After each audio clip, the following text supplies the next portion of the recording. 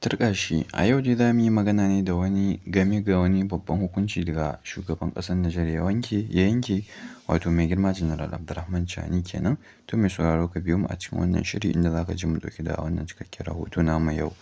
Alhamdulillahi nahmaduhu wa nasta'inuhu wa nastaghfiruh wa na'udzu billahi min shururi anfusina wa min sayyiati a'malina.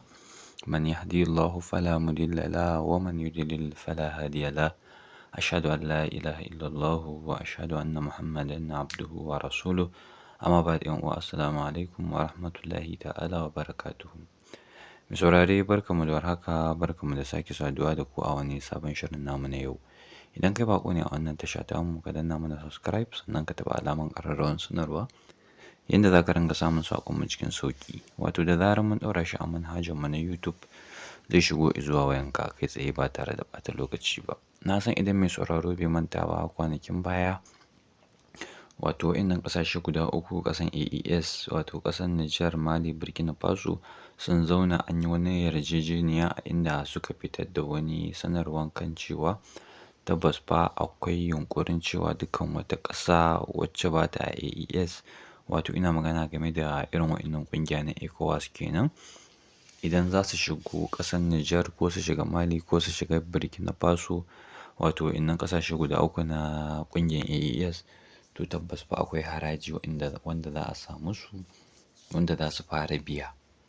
Wanda hakan kuma suna ganin cewa wani ci gaba ne wanda zai kawo ma ita ƙasan don ta ƙara samun wasu kuɗaɗe wato kuɗin shiga kenan.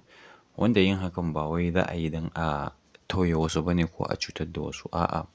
Dama kowane ƙasa ko kuma in ce kowane ƙungiya akwai inda take ƙoƙari ta fitar da wani vita source nata wanda za ta ringa samun wasu irin kuɗaɗe haka wanda za ta ci gaba da taimaka ma kanta tana gudanar da al'amura dai na yau da gobe da kuma kullum. Kun ga wannan babban nasara ne.